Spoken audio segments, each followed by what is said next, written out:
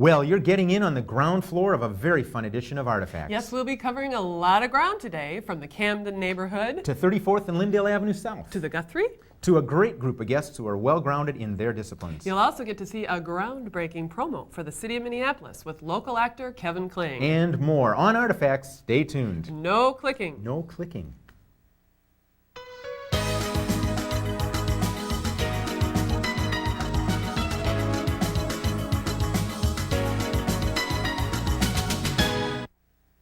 Welcome everyone to this July edition of Artifacts. I'm Janet Zahn with the Office of Film, Video, and Recording. And I'm Phill Lindsay from the Minneapolis Community Development Agency. First up, John Poole, who's here to talk about this month's red-hot Herman iron pour. Then Kathleen Laughlin joins me for a discussion about her latest documentary film, Woman on Fire, a film in which she takes a circular look at menopause, from the very personal to the new popular culture it has become. You'll see several clips from the film. Then I'll be back with Louise Robinson of the Minnesota Dance Alliance, who will tell us a little bit about the history of the Alliance, the current challenges that organization is facing, and how they plan to address those challenges. And finally, Phill talks with writer Mary Logue, who will be doing a reading of her work at a benefit for the Harriet Tubman Women's Center later this month. And between all of this, you'll get a look at the new Camden Gateway Art Project by Zoran Mojsilov. That's up at 41st and Lyndale Avenue North, and the colorful new fish mural at 34th and Garfield Avenue South. You'll also hear from Tanya Moiselwitsch, a former customer at the Guthrie, who recently came to town at the request of the Guthrie's new artistic director, Joe Dowling. And drumroll, please. Right here on our show, Kevin Kling with an important message for you. Please watch this. How you doing? I was out east recently, and a guy says, "Where are you from?" I says, "Minneapolis." "Oh," he says, "Minneapolis, the International Speedway." "No," I says, "you're thinking of Indianapolis." "Oh," he says, "I got a brother in Detroit." No, I says, "You're thinking of Michigan." "Oh," he says, "Minneapolis, do you know Eddie Schumacher?" God, Eddie Schumacher, what is it? I mean, even if people know where we are, they think we're this little hick town in the middle of a package of frozen corn, and then they shudder. "Over, how can you live there?" Well, look, and what are you talking about? It's summer in Minnesota. It's beautiful. There's always something going on. Ain't a day that goes by I don't say, "Shoot, I never seen that before." Now, myself, I like to fish. I like to go out with my brother-in-law. That would be Ray. Oh, cripes, we catch the fish. But I know there's others. They like their art, and they like their music and their theater. You know, they like that stuff. I don't know what I like, but I know that it's art. People here are the greatest. They're the way I like them. You know, a little crunchy on the outside, tender on the inside. I mean, it's home, right? Feels like a home should feel here. And invariably, when I invite people to Minneapolis, I say, "Come on over." And if it's January, you might want to bring a coat. And oh, by the way, I do know Eddie Schumacher, and he's doing fine.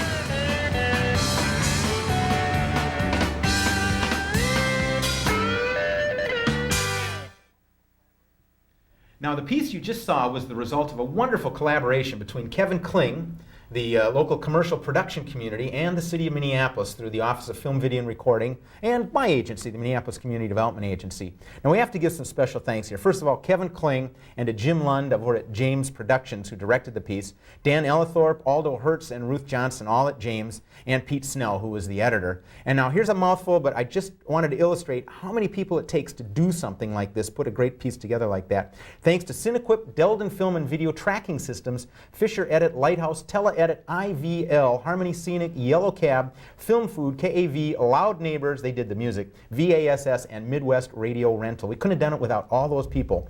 And so thanks to the 17 fabulous crew members, too numerous to mention. Well, I guess we just told you how many of them there are, but no less appreciated than everybody else who came together and graciously donated their time and energy to make this promo for the city of Minneapolis.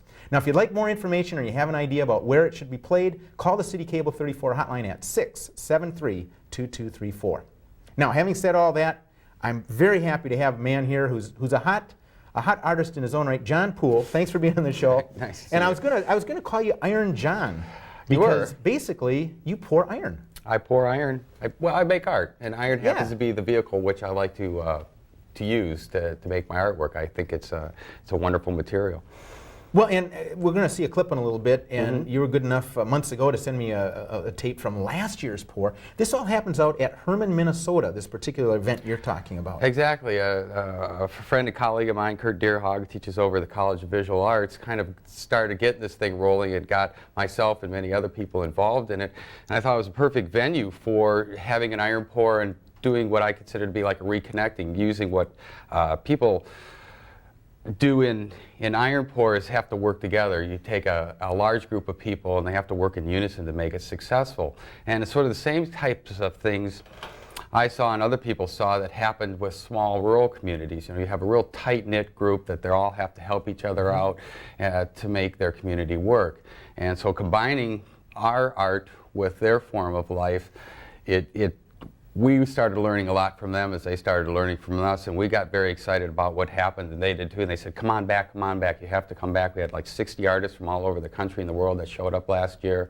We had over 350 people from the community that participated, and they even, at that time, they said, we didn't do enough. You know, we want to get more people here. A lot of people really missed out on the event because they were a little intimidated by the fact that not only some artists, but 60 artists were going to come up to their community. Yeah, that's a passel of artists there. Yeah, and so for most people, it's like, well, you know, what are we going to do? We're going to feel inferior. We don't know how to make art. And through all the other artists that were involved, we made an easy inroad for them to have access to the process for which we make our art in. Right, and so it was hands-on, and you leave things behind, as I understand it. Yeah, last year we left a piece in the park, and this year we're also doing a larger scale casting that the community is going to be a lot more involved with, as far as how it looks and what they're bringing to it, you know, trying to find things and objects that represent what they feel their community or their life is about up there. Now, Jen, I got to ask the question. Herman, Minnesota, best known, I think, probably in the media for a bunch of lonely bachelors out there that says, "Come one, come all, bring your women, and we'll introduce you to, you know, a bunch of the best-looking guys in Minnesota." What was the connection with Herman, Minnesota, and your iron pour that you and Kurt and everybody were working on? How did that happen?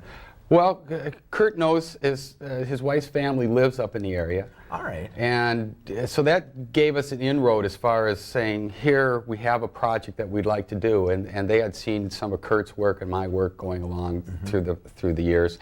And they said, yeah, we have got this great park. And it's a wildlife sanctuary, basically. I mean, pelicans and seagulls and all that sort of stuff flying around in the air, and nature trails and a big camping area. So it's like we can take this away from a city. It's like, you know, companies take a retreat and they all go play golf and they have a couple meetings. Yeah. Well, we take our iron machines up north and we play with iron. Smell a few old radiators. That's right. And do it out in Herman. Exactly. And so it took away, you know, office atmospheres or studio atmospheres can always be tense. And up there you don't have anything really to worry about except bring to this event what you can. A lot of people have different skills, from techniques that they do in mold making to metal melting to lots of things. There are aesthetic visions and how they deal with the material. Right. So we just go up there and we all learn from each other. And the same way we learn from what the community has done. You know, the community says, I have this skill to offer you, or I can do this for you, or that for you. And so we sort of interchange. A good collaboration there. Very interesting. You were good enough also to bring a clip, which let's take a look at that in just a moment. This is a clip from out in Herman, and I think it typifies or exemplifies what you're talking about, this sort of collaboration between the town and some of the technique that you guys go through. I think this starts out with you getting a mold ready or something here. Okay. So let's take a look at what you brought. All right. We're just using some glue, which will help seal the surface and prevent the metal, if it wants to, from breaking out of the mold on the split line, or the half marks of this two-part mold. And this is now ready for metal. Or weights are placed on top of it to make sure that it doesn't open up when the metal comes in.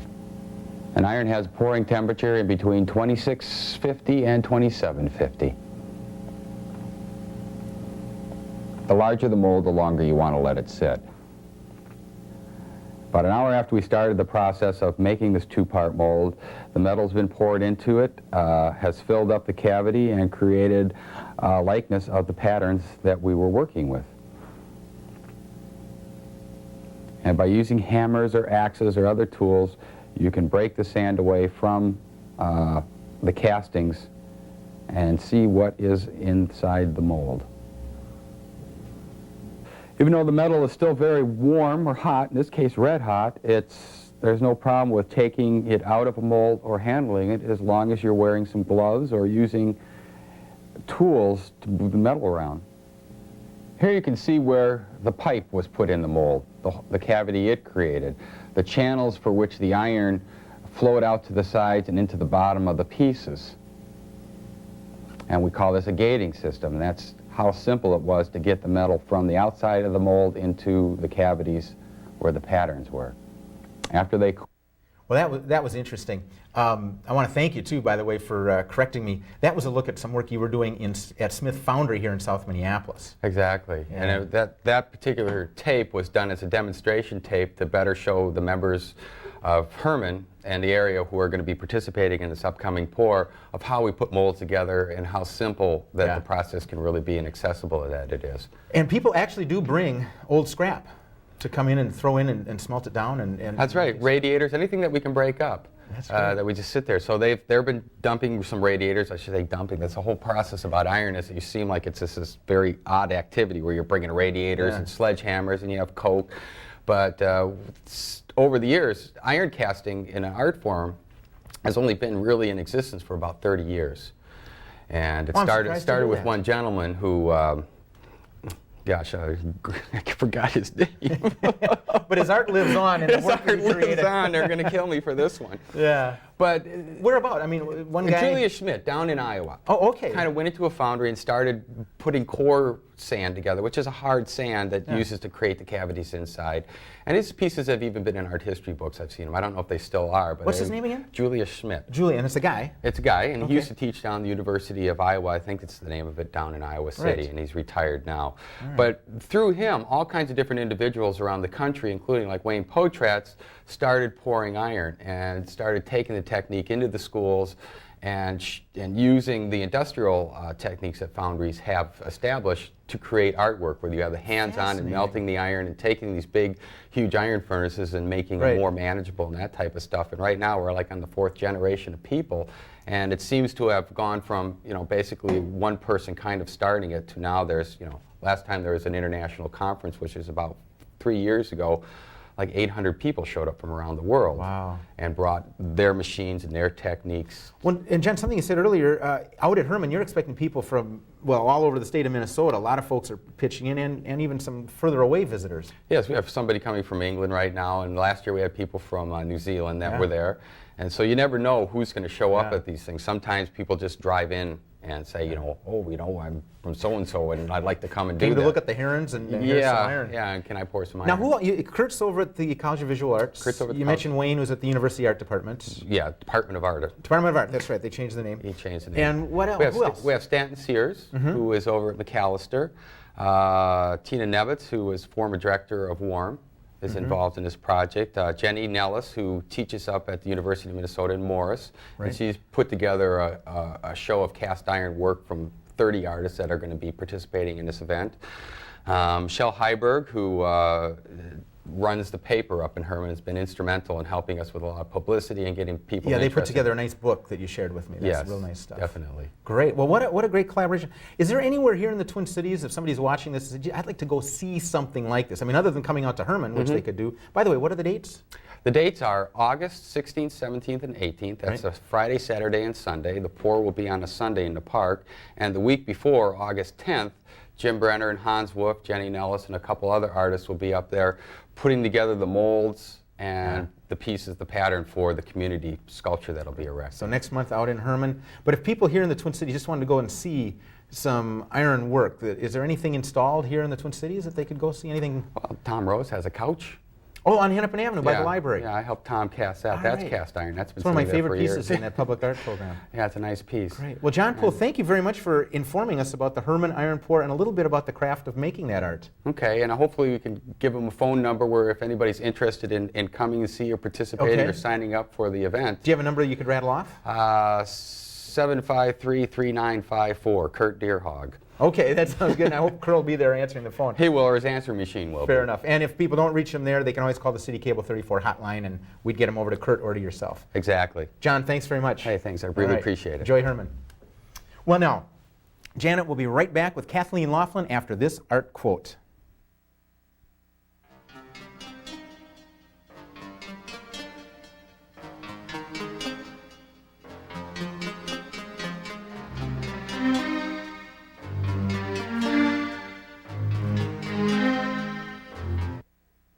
Welcome back, everybody. I'm Janet Zahn, and with me today is Kathleen Laughlin, excuse me, a local filmmaker who has been in the business for a long time and has most recently completed a documentary called Woman on Fire.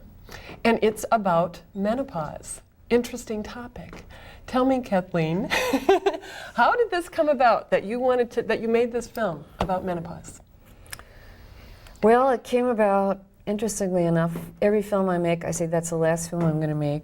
Yeah. And when this overcame me, I just thought I was having such a hard time finding information and understanding it and having such a good time talking to certain kinds of people about it that it really could be an interesting film or video. So I started researching, and a couple grants helped me along the way. But basically, I had a strange experience of going to the Minneapolis Public Library and looking for a recent book, you know, the latest thing. Yeah. And they didn't have anything recent, and very few books at all. And one of the most recent books was out, and I kept trying to get it. They said, "I'm sorry, it must be lost." And so, you know, I just had a little inkling that there was a need for information out there. And of course, since then and now, there's been an explosion of material and books and stuff. But I still wanted to take a personal approach, and I knew that it would be valid. You go on a journey through this film. This is a journey, a very personal journey, but also you bring in a lot of other people that you've talked to. And I think before we get into too much about what this is from your perspective, let's take a look at a little bit of the film. Let's roll the first clip from Woman on Fire. In a room, a dark room, had a wonderful cinnamony smell to it. It was like a laboratory. There were shelves lining all the walls, and on the shelves were bottles filled with colored powders. And there were also fetuses in fishbowl type of bottles, and they were smiling, and you could pick them up and cuddle them. And old women were sitting on tables, kind of chanting and singing, and they were measuring and pouring these bottles of colored powders. And they said to me, they said, you know, you could have a baby if you want. And I said, no, I'm too old, and my eggs are old, and anyway, I have grown-up children, and I don't want any more. And they said, oh, it's very easy with these potions, and they're measuring them and weighing them out. And they said, we'll help you, we'll take care of you, we'll take care of the baby. And then the memory of the babies and how precious that was, it's just filled me up. And so I told them, yes, okay. I will have another baby. And that was the dream. And what was interesting is when I woke up the next morning, I had ovulated in the night. I realized that because I had that sticky mucus in my vagina that's the characteristic of ovulation. So it's like my body was saying, all right, this is your last chance. Of course, I don't want to have another baby, but you know, the body has a mind of its own. With that. Now, you had reasons for choosing all the people that you spoke with. Who did we just meet, and why did you choose her? Well, that was Dina Taylor, who happens to be one of the first people I called up because my research was based on stuff that I read in the beginning. I finally went to a conference and met some other people, but Dina was the co-editor of a book called Women of the 14th Moon, Writings on Menopause, which pulled together all kinds of interesting things. And her piece actually was a poem about her dream. So she was in it as well as she was the co-editor. And 5 or 6 other, 7 maybe, of my other people came from being introduced to them reading things in this book. Other people, well, a main theme were the 3 friends. Right. That I thought about an approach besides just getting a lot of people talking or some doctors or some experts. And one of the things that started happening to me at this time, realizing I had no children, I was getting older and everything, was connecting with people from the past and memories from the past. So 3 old friends that were at one time really, really close to me stuck out, and I was quite embarrassed at how long it had been since I'd called them. And I thought, these 3 especially are very verbal, and I bet you that they'd love to talk about menopause, but it was never anything we'd ever talked about the last time we'd been together. So I made the phone calls, and I was, I was right. They were happy to have me come out, video or no video. Sure. So we had a great talk. And then I had, there's 3 wonderful people locally who had a lot to say. I mean, basically, I went to people who had something to say. I tried to include a number of cultures. There's 4 Native American women, all from around here, and they had just been in a conference. When I talked to somebody about what was going on in their community, they had just done a conference and they were really hot to talk and they wanted to be together, so I fixed their interviews to be that way. And these are all, the women are all very verbal, like you say. They do have something to say. You're not, you really went to people, to artists, to writers, you just got that.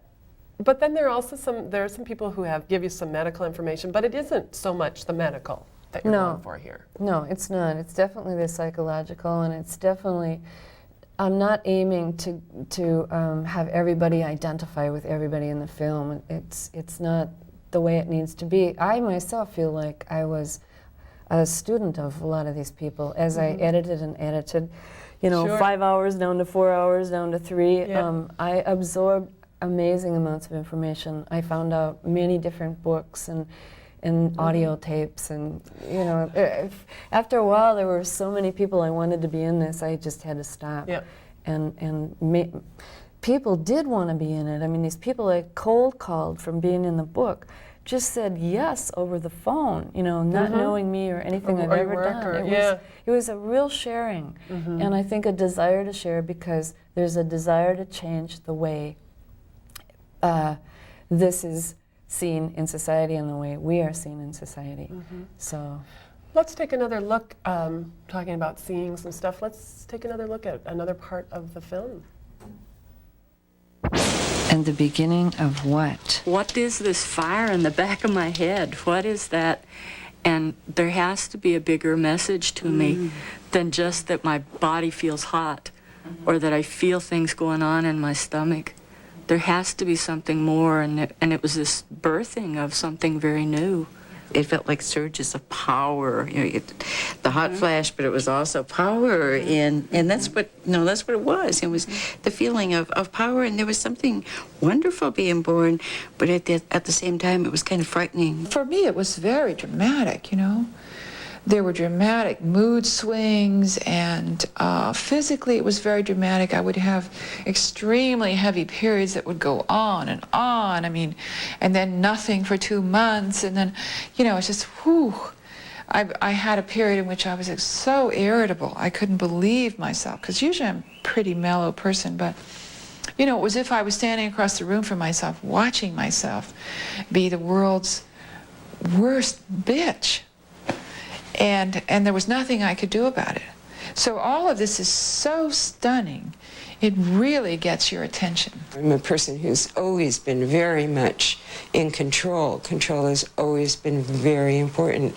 And I have actually believed for most of my life, since one of the great illusions, that I was in control, and that I could be in control, and that I was actually making things happen or stopping them from happening.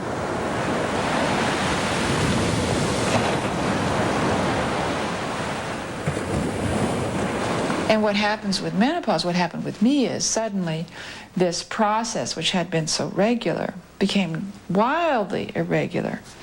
And, strange things began to happen and all that.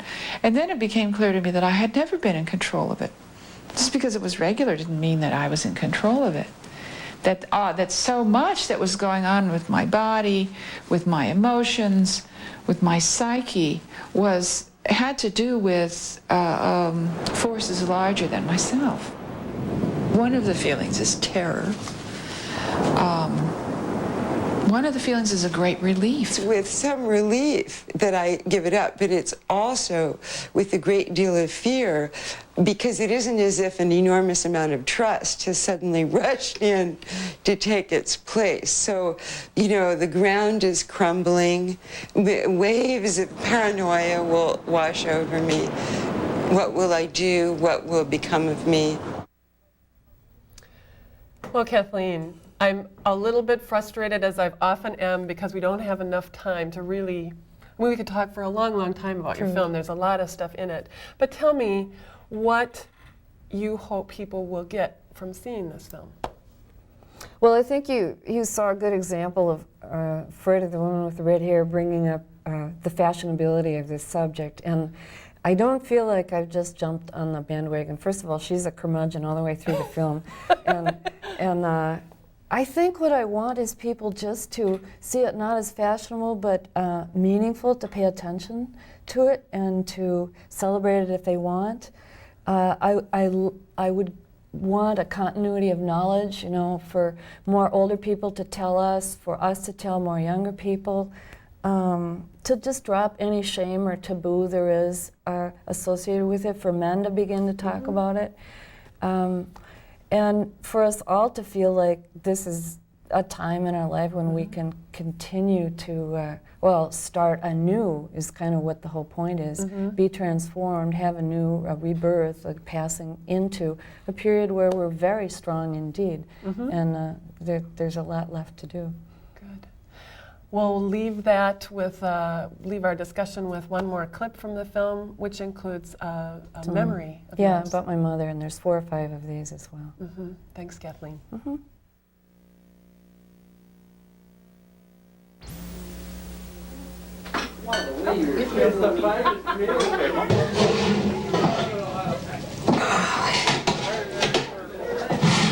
You sure you don't want another one?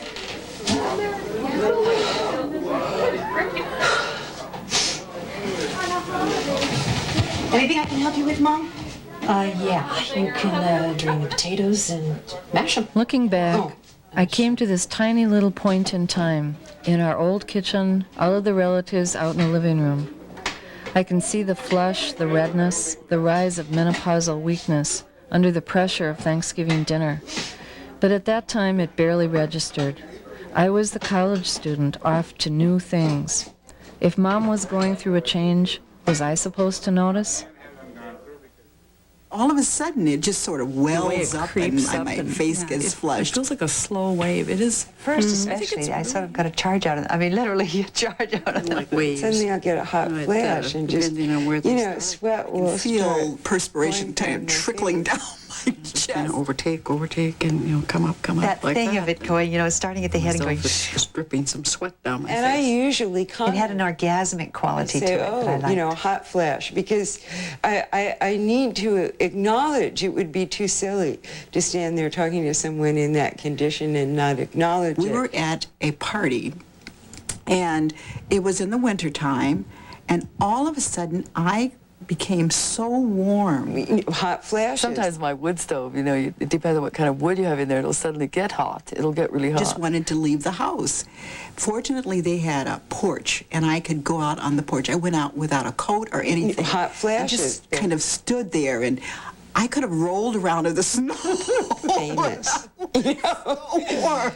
And I thought, what is going on here? Took off my sweatshirt and said, oh, boy, it's really hot in here. And I said, no, it's not. And I'm going, oh, yeah. I say, It was within a matter of a couple of minutes. And I went back in the house, and I was fine. So it's about getting used to even knowing that that's what it is that's happening.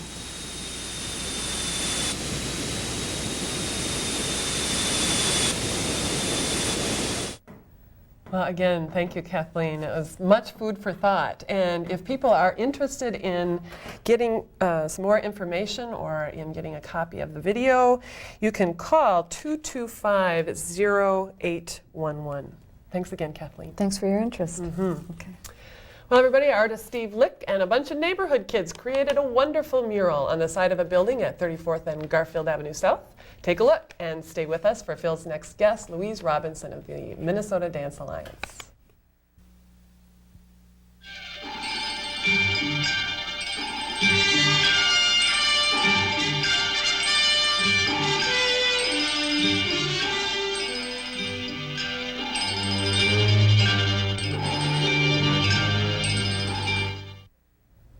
Well, I'm glad the crew got down there to take a look at that fish mural. It's been a long time coming, and I think it's a wonderful project that they did down there at the Lyndale neighborhood.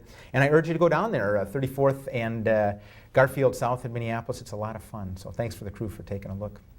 And I'm happy to introduce my next guest, who is Louise Robinson. She is pinch hitting, as it were, over at the Minnesota Dance Alliance. So thanks for being on the show. Certainly. Thanks for asking me. And I should just say right off the bat, I'm a firm believer in the utility and the importance of the service organizations that the arts enjoy here in the Twin Cities.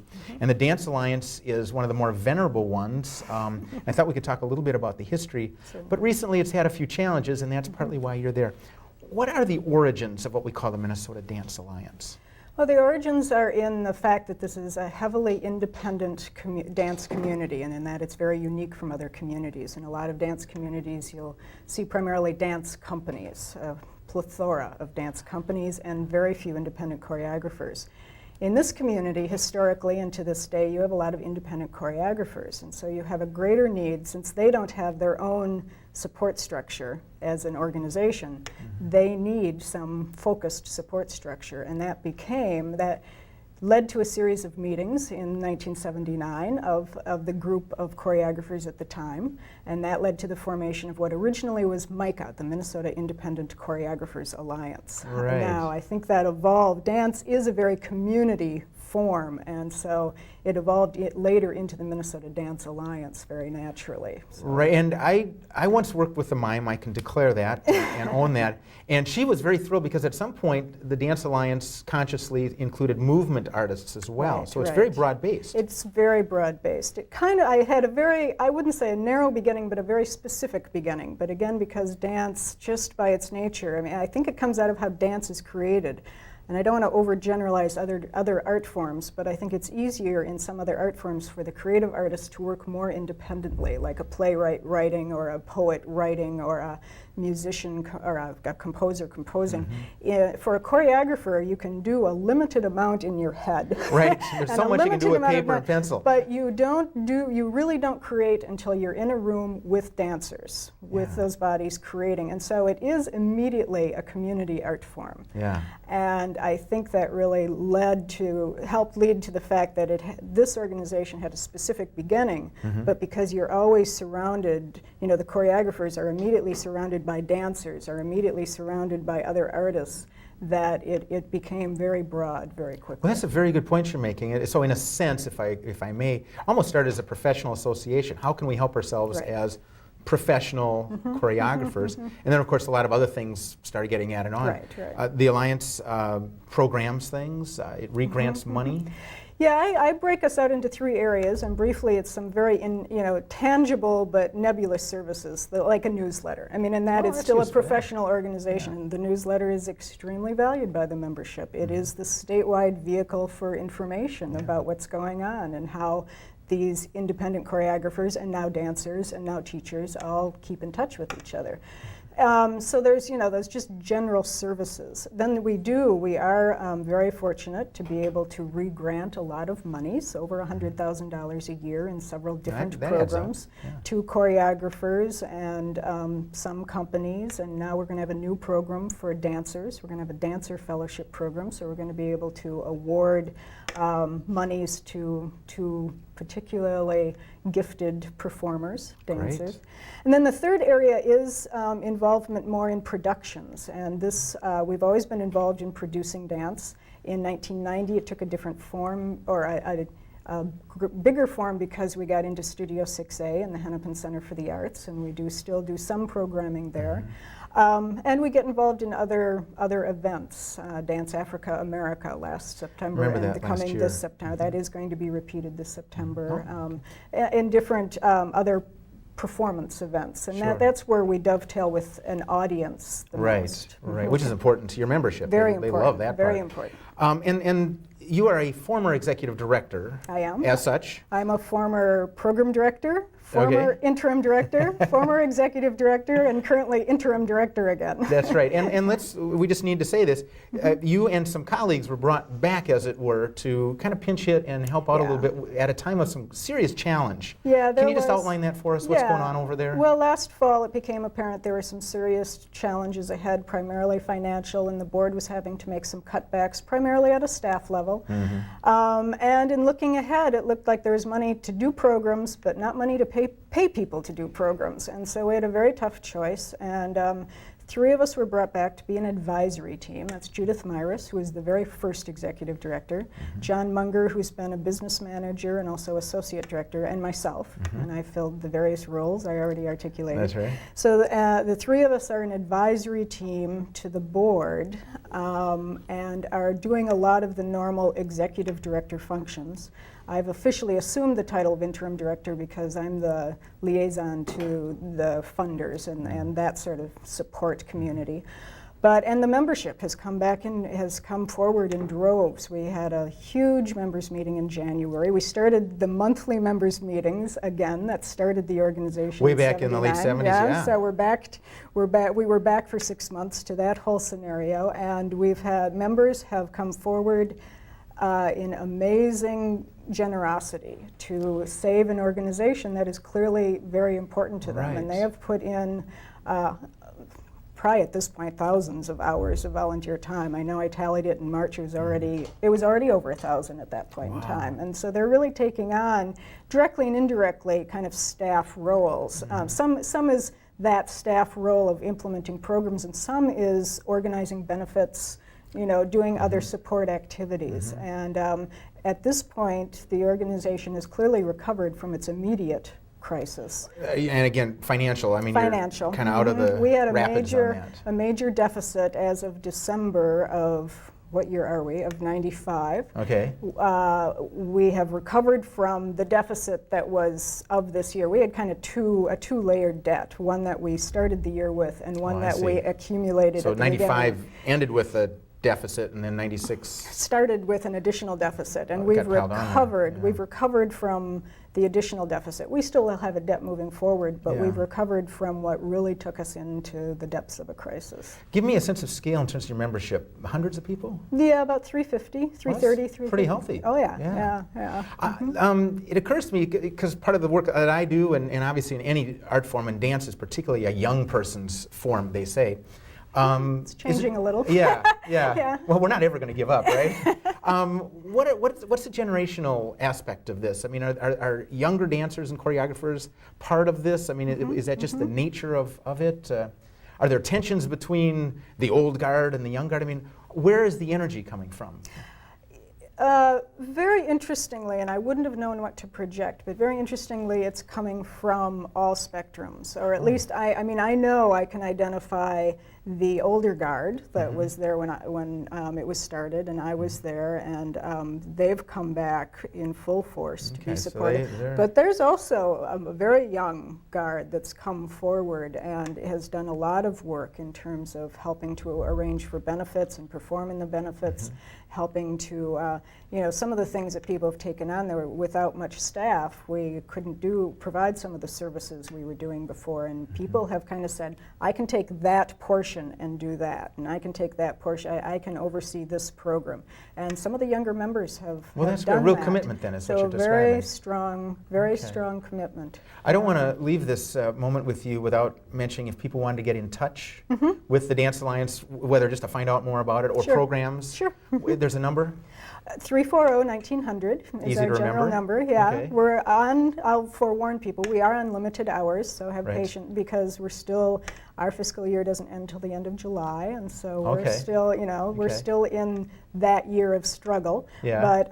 But call and leave a message, and we'll get Well, we've back got to just a people. moment left, and one sort of open-ended question: are you optimistic going to make it through all this? Oh, very. Yeah? At this point, very. I mean, the critical turning point was, I think it was January 7th, forgive me if I'm off a day, but the January 7th members meeting where we had nearly 100 people there in Camden 6A and said, this is the situation.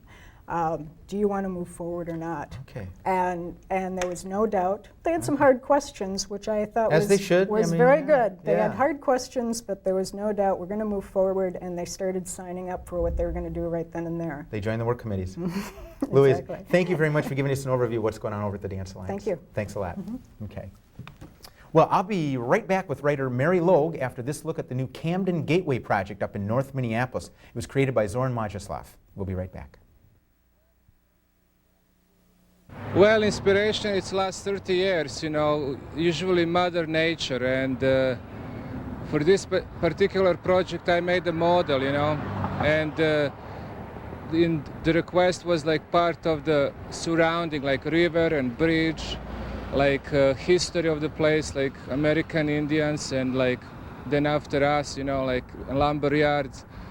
And so I had all this in the mind, so that's why I made the hills as American Indians art, and then the bridge like a little bit reminding of Mississippi, and this particular piece I had already in mind from before, you know, as a small piece, so that was just model, you know, who I just made bigger. So that's why I put seven stones, and each stone represent one of the 7 neighborhoods, you know. That's what is their symbol. I mean, this in the middle one, I don't know, whatever you want. Most people see this as a universe, you know, and maybe sun and the planets around. But for me it was more like my wife portrait, you know. I had one sculpture, me, like also boulder like this. That's how we started, you know. And I wanted her to have hat, you know, like straw, you know, this big like hat around. Once when I put the stones around, it becomes something else. But first idea was my wife and her portrait. But this particular site was last 3 months. So intensive last 3 months. Yeah, fighting the elements, and you know, Minnesota spring was pretty snowy, so. My grandmother, May Kerwin, scared me. She had blunt, cut gray hair that bristled like a coarse brush. Her voice was deep and loud. She spoke her mind, and I never knew what she was going to do next. She didn't read me books or bake me cookies. The one lovely memory I have of her is when she showed me how to make a doll out of a hollyhock blossom. One summer day, she picked a blossom from the huge red and pink hollyhocks growing along the south side of her white clapboard house, turned it upside down, and it danced in the breeze for me, transformed into a doll with a flower petal gown. My grandmother died when I was 9. She was 67. I've wondered ever since who she was. Well, and that is the beginning of a new book out just this month, I believe, that's right. by our next guest, Mary Logue. Thanks for being on the show. Thank you. I'm glad to be here. With that introduction to your grandmother starts a tale that is fascinating. Thanks. About your family, obviously centered on May Kerwin. Right. But the whole family comes in, at least on that side of the family. Right, so. right. What got you into writing this particular book? Oh boy, you know, it's so funny how books kind of percolate. The germ of this idea came when my mother was very ill. She was sick for the last year of her life and kind of knew she was dying, and it just became a very strong impulse in her that I should write a book about her mother. And at the time I thought, oh, you know, my mother was dying. I couldn't think more than that. But after she died, it stayed in my mind, and then I heard that the Minnesota Historical Society gives out research grants. And all of a sudden I thought, well, why not? Yeah. Why not just try to see where I can go with it? My grandmother was a very strong figure in my life, even though she wasn't around for very long. And I didn't know that side of the family out there in Chicago, Minnesota, western Minnesota, the prairie very well. So I thought, let me see what I can find. Yeah. Well, that's a nice genesis to it. And there's so much I want to talk about that book, but let's back track a little bit here Sure. with Mary Logue. I know you as a writer. This was the first shot out the door for you. Right. Mystery writer. You are a sister in crime, I That's understand. right. Uh-huh. This, of course, is Red Lake of the Heart, a mystery, kind of a gritty urban kind of a thing. I would not have put the plains of western Minnesota into your life until I read this book, Halfway Home. A fascinating book. You're also going to be involved in a reading, a benefit for our Harriet Tubman shelter. Right. Here, and we'll talk about that a little bit later. I want to get back to your book here, though. You said some very interesting things. In fact, there's a quote I want to pull out here. It's odd to grow up accepting something as fact and then to do research that leaves me uncertain about the truth. You found out some things about your family, and May in particular, you didn't know anything about. No. How wild was that? Well, you know, it's interesting. I'm glad you brought up the mystery aspect, because one of the things that I did when I went into this project was I think I brought a lot of my sleuthing with me. And in order to kind of give me a push forward, I chose to look at some of the mysteries of my grandmother's life. There was the mystery of her death, how she died. There was the mystery of her husband's death. And there was also the mystery of the boyfriend. Yes, and which boyfriend? Yes. I mean, that was fascinating. Yeah. So I started out with some things I really wanted to track down, and I got fierce. I mean, I felt more like a detective writing this book than I ever did writing a mystery. I've apologized to the librarians in my acknowledgments because I could be so snippy when I would get into the... Yeah, there was a little self-disclosure in the acknowledgments. When I really wanted to track something down, I was astonished at what I could find. But talking about surprises, one that I didn't even expect was the fact that my grandmother's sister, Irene, had been institutionalized most of her life. Now, I had never heard of Irene. She went up to Fergus Falls. I guess the modern day complaint we would give to her would be probably manic depression. Yeah. Although when I had a psychiatrist look over, I got her complete records, which was pretty astonishing and very, very heartrending. I had a psychiatrist from the Mayo Clinic look them over, and he said one of her problems was she was obnoxious. And women in those days were not supposed to be obnoxious. Right, and you have vowed to become a little more That's obnoxious right, yourself. and you might see it today. Yeah, so, and there were other places you went into, lawyers' offices, the auxiliary out there in Chicago. Yeah, digging into the bottom file drawers, and you're looking wild. over demographic records. You're at the Historical Society. By and large, were people helpful? Were they willing to let you get into this, or did you have to fight at every inch? I did have a couple interesting, and I wouldn't say fights, let's call them tussles. Okay. But sometimes doors would open when I least expected it, like the Fergus Falls thing. They were extraordinarily helpful to me. Did a lot of Xeroxing, sent me more than I could have dreamed of. But I wanted to get May's records from the Catholic school that she went to, and all I was looking for was her grades, really. And I had quite a lot of trouble getting the old parochial school to allow me to see her records.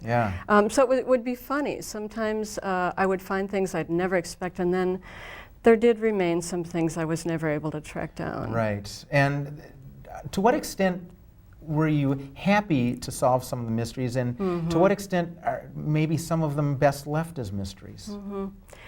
You know, I think that actually every one of them I got further than I would have expected, but you know, one of the things that's different about writing memoir than writing fiction is you can't wrap up everything tidily.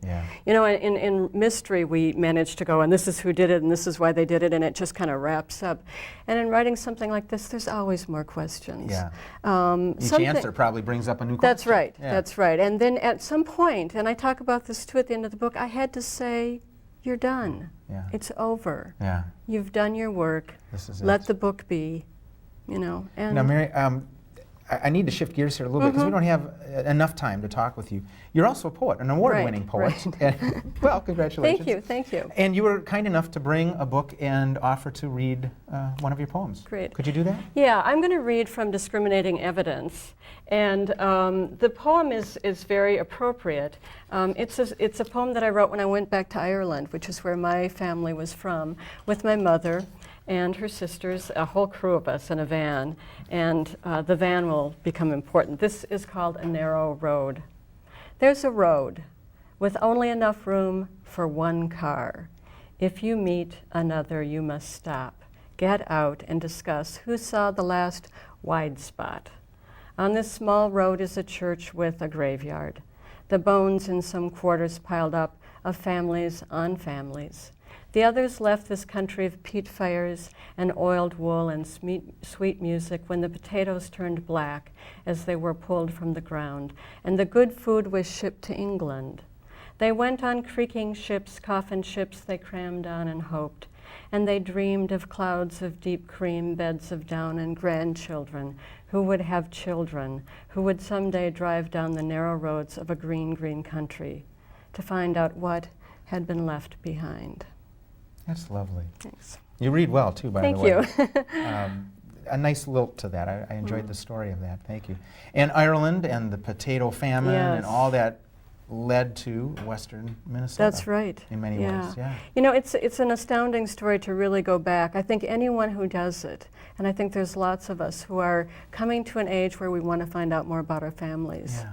Yeah. And if you go back, you'll be amazed at the courage and the tragedy that is in all our families. We don't have time enough, but your chapter in there about World War II, the Depression. I've known folks that grew up and came of age during the Depression, and the secrets and the shame and what you talked about, what you didn't talk about.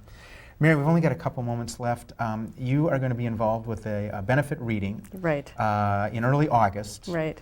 Yourself, you'll be reading what, poetry? Right. I'll be reading it from Halfway Home and from from Discriminate. well. Yes, yeah. And another woman will be with you, Neva Hacker? That's right. She sounds like an interesting person. Yeah, Midlist Press is publishing both of our books. So, oh, okay. Yeah, and they're helping put this on. It's at the Barnes & Noble in Highland Park. Right. Okay. And in fact, let's just take a moment now. There's a phone number that people can call if they want to learn a little bit more about that. August 3rd, Highland Park. And it's a benefit for the Harriet Tubman Shelter. Right. And I think we're going to read poems about how women get through their lives. The Harriet Tubman Shelter is trying to create a community of nonviolence. And they're in South Minneapolis and doing good work over there. So I just want to make sure we mention that because that's a worthy cause, and bless you for doing it. That's a wonderful thing. Thank you. I'm looking forward to it. And if people want to get hold of Halfway Home, a granddaughter's biography, this is out, July? In July, and there is an 800 number. There is, okay. 1-800-647-7827, which is the Minnesota Historical Society. Right. And amongst other places, you can always get it over at their bookstore. That's right. Which is a nice space to browse. Yeah, if you haven't been to the History Center. Yeah. Okay. Well, Mary, thank you for being on and sharing all of this with us. Great. Appreciate it. Well, former Guthrie customer Tanya Moiselwitsch has some reflections for us next, and then Janet will be back with me to wrap up the show, so stay tuned. Guthrie had ideas way back when, and he wasn't alone in those ideas. A lot of people had them, but he had a way of forcing his opinions on other people in the most enchanting way. Sometimes in a very understanding way, because if I would say, I don't really know what you mean, he'd say, well, I'll put it another way. And in the end, of course, I did understand, and what's more, I thought it was a whole new idea. It wasn't. It was the same idea, put more acceptably. And he knew what he wanted, and I tried to do what he wanted. But it isn't only working with one person. You're working with architects and builders and people who choose the color of the carpets, and everything comes into the design field, but you can't do everything. You have to learn to delegate, and you have to learn when you're outside your proper province. As far as I was concerned, the stage was my province and what was going to happen on it. But I was very interested in all the surroundings, you can be sure. And now the improvements are so great. This great big space is marvelous. Phill, we did cover a lot of ground on we had our art and we had our theater. Yeah, we had the whole thing. We sure was a good show. That's right. We just didn't have Ray on. That's right. Kevin's brother he referred to. I don't even think he has a brother-in-law named Ray, but that was a nice piece. And by the way, I should mention, the whole reason for doing that, at least to start it off, was the National Assembly of Local Arts Agencies is going to have their big-time convention here in Minneapolis next June, June of '97. That's going to be kind of a pivotal meeting. And so the community you work with, the film industry and the video production people, just came together and said, yeah, we'll work on this. Yeah. Kevin donated his time, and we put that together as a fun piece. It was very fun. It was really great. It sure was good, yeah. Yeah, sure, it was good. Think they're getting the Fargo reference? references here? I know I I'm hope not. so. Now, next month, we're going to take off to the warehouse district in Minneapolis. As we've been doing this year, we've taken a look at the kind of the cultural districts here, the West Bank district. We went up to Northeast, the warehouse district. And then later this year, we're going to look at the Loring Park area. So, yeah, so kind of that continuing that. That'll be fun. I also wanted to mention that Kathleen's film Woman on Fire is going to be running on August 1st at MCAD. So again, another College of Art opportunity Design. for you to catch the whole thing. Yep. Yeah, it looked like good stuff. And speaking of early August, sometimes we do this at the end of the show, things that don't end up on the calendar. Yeah. Uptown Art Fair. Oh, yeah. I think they're up to 1 bazillion artists and people are going to be up there. So head to Uptown, and of course, if you live there, you might want to head to St. Paul. I don't know which one. So. And if you have any questions, anything that came up that you want to know more about, you can always call City Cable Hotline 673-2234. Yeah, thanks for your time. We'll let you get back to the rest of your TV viewing. And we do have the Artifacts calendar coming up next. All right. Thanks for watching. I'm Janet Zahn. And I'm Phill Lindsay. We'll see you next time on Artifacts.